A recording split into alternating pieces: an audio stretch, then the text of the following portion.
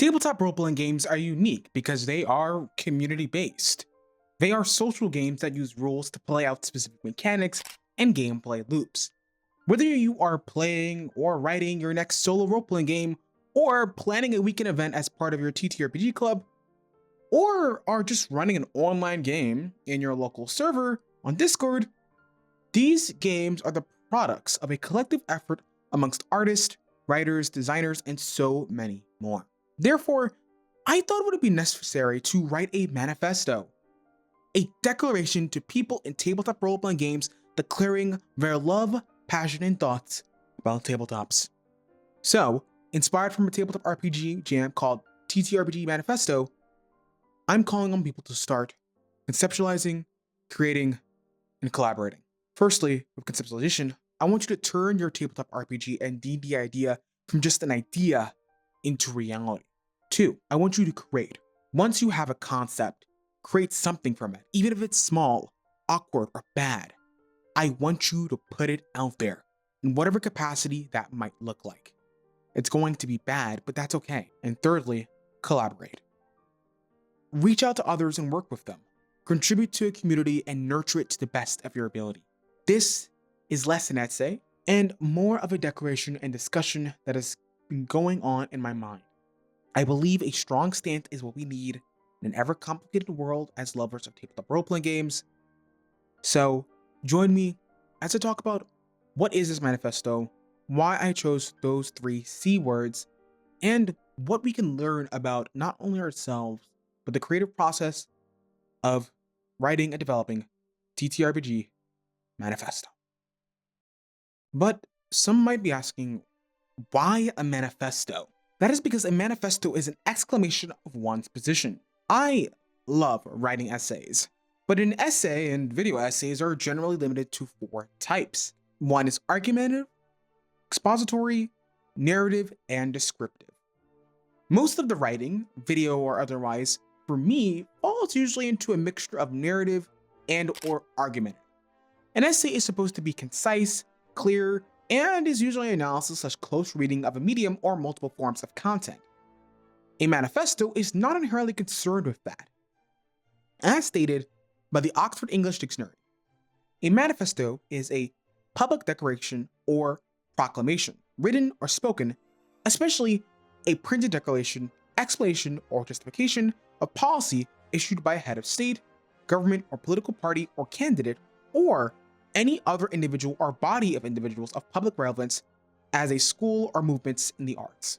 This topic ranges depending on the field of studies such as politics or art movements. Generally, a manifesto is meant to reject or even propose a new way of thinking contrary to the standard that exists within that field. An essay format is restrictive.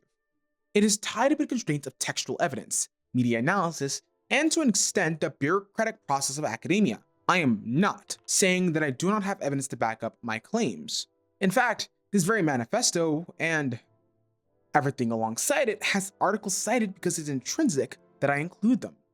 It is through sharing the experience of others that I think my conviction to the 3 C words comes through, especially in tabletop role-playing games. However, a manifesto is not meant to inform.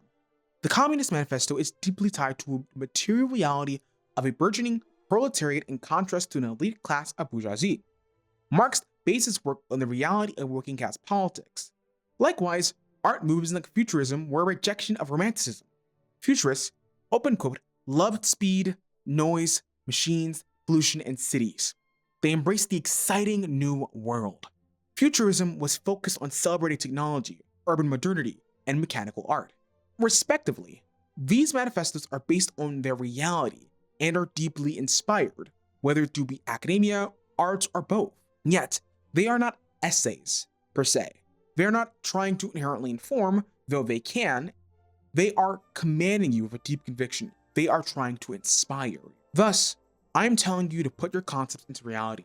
I'm calling you to create when and however you can for the games or TTRPGs you want. I am pleading with you to work with your fellow creators, support them, and support yourself. Nurture that and repeat the cycle.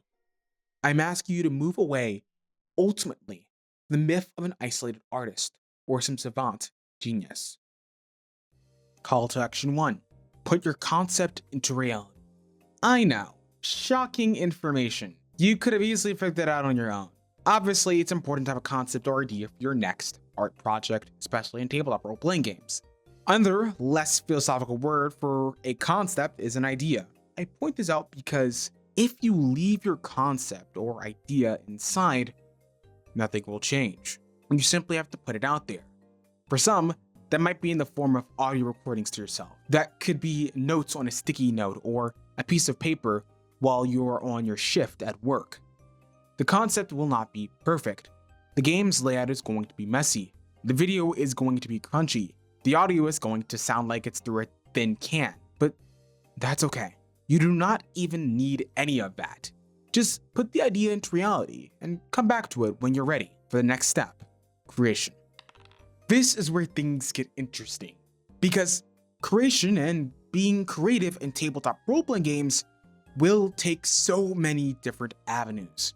Your specific needs, wants, inspirations, financial concerns, geography, disposition, and just so much more are going to influence the kind of creative work you produce. Therefore, call to action number 2.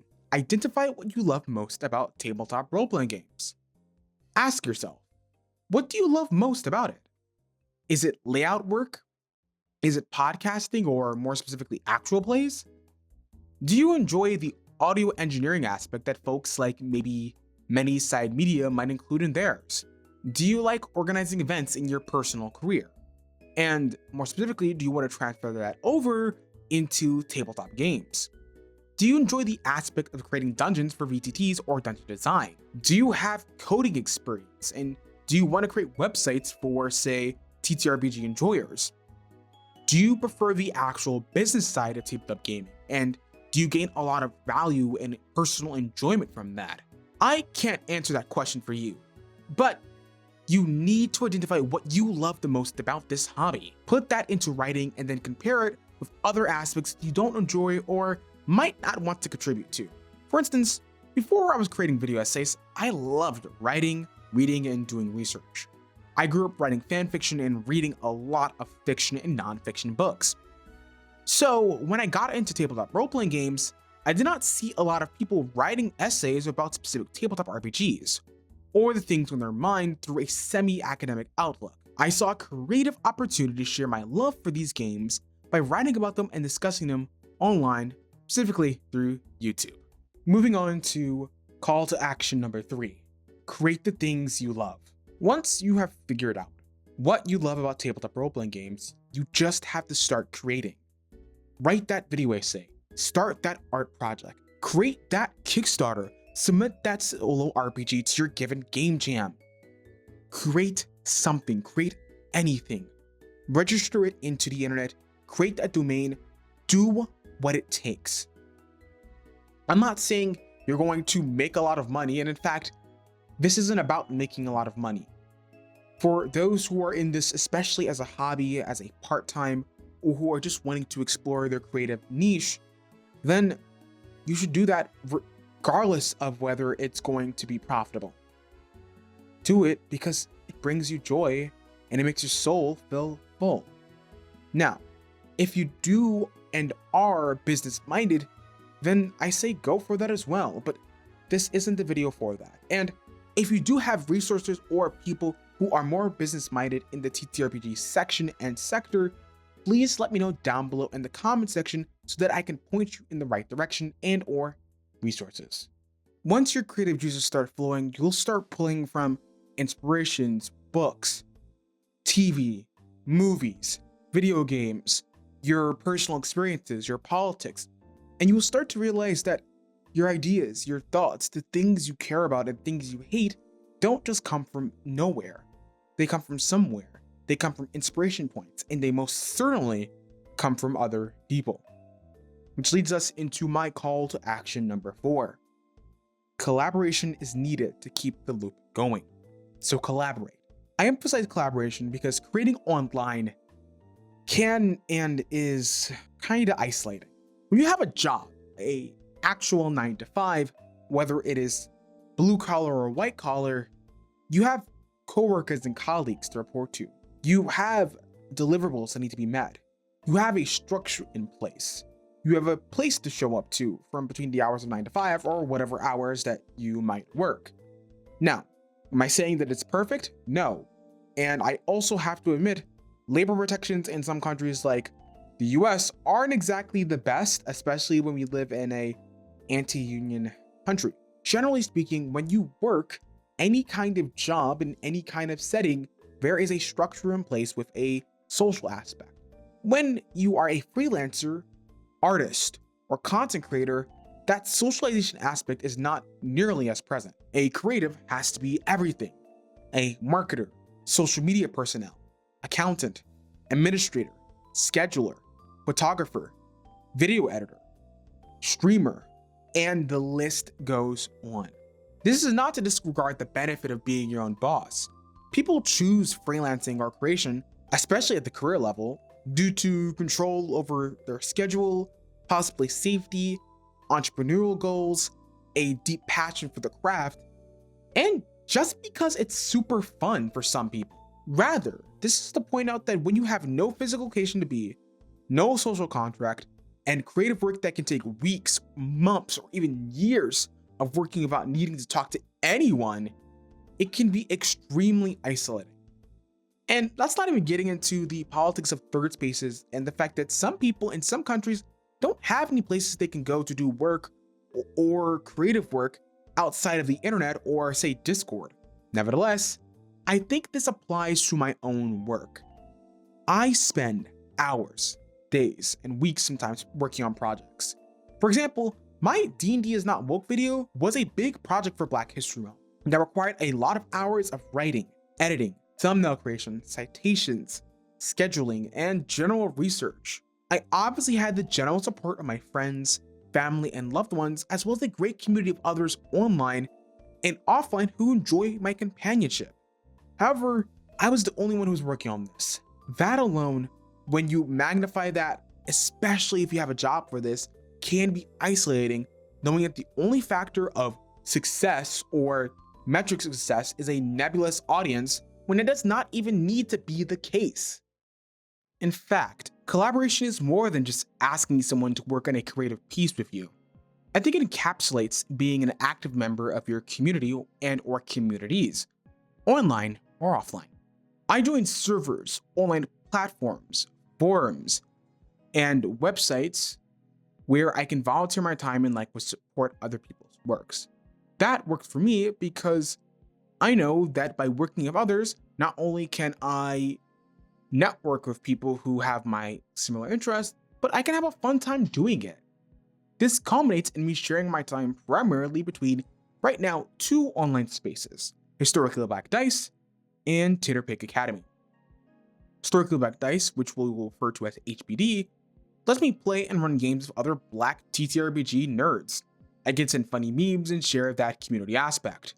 Plus, I have ran a lot of Morkbork games on there, and it's always been a blast. It's one of the greatest places for me to just meet other Black nerds who want to play games the way we want in a safe and comfortable environment. And also challenging environment when the topic of a tabletop role-playing game is difficult. I also enjoy TTRPG Academy because there's a lot of indie developers, podcasters, and creators with wide, diverse interests. I've ran games on there and vice versa played in other people's games. I've played a lot of different developers who've been featured on this channel, as shown in this TTRPG video here. I've built mutual trust that's helped me get to meet more people, play more games, and have folks support my creative work, and vice versa. I have learned about new podcasts, learned about new games that I never would have seen before, and been featured in things that I never could have possibly been featured in if I didn't take the first step of interacting with others. So this means taking that step forward and interacting with people online, especially if you have the energy and ability to do so. Now, I also recommend taking your interests online about tabletop role-playing games and your creative expression into real life. One of the biggest ways I've done this is by going to conventions when I can. For instance, I have found conventions like MomoCon and especially PAX Unplugged to be invigorating. I got to play a lot of indie games, talk to developers, and be in a community of people who loved tabletop role-playing games. That in-person experience of putting on an online persona to a real human being was fantastic. I feel connected more than I ever have been in some portions of my life. Now, is this perfect? Absolutely not. Many of these conventions are not entirely COVID conscious. There are no or limited COVID policies. This is especially the case for conventions like Gen Con, which I didn't mention before, because I haven't been to it yet. This means it limits immunocompromised people and people who are COVID conscious, or people who don't want to go to conventions and don't want to get COVID-19, which is entirely reasonable. Now, online and offline spaces respectively are predominantly white and male. That is especially isolating for non-white or tabletop RPG creatives who cannot or don't feel comfortable in those spaces, or who want to build community with Black, Brown communities or Asian communities. Finally, I think these 3 to 4 calls to action work in a cyclical nature. Through a concept, you begin to create a specific piece. From there, you share it and inevitably will work with others as they discover it. That collaboration inspires other concepts, which feeds into creating more. This is the case in point and the basis of all creative work. Thus, there are 3 questions that I must leave you with. What is a specific tabletop RPG concept that's sitting in your mind? What do you want to create? And finally, who do you want to collaborate with? I honestly don't have answers to those questions, but I do know that tabletop role-playing games got me to create, especially when I wanted to the most. Contribute, not because you are some genius or inherently talented, not because you're some sort of savant, but because it might be fun and there is something fulfilling for you and others at the table and beyond. But what do you think? Let me know down below in the comment section your thoughts on my take on the manifesto and on this game jam.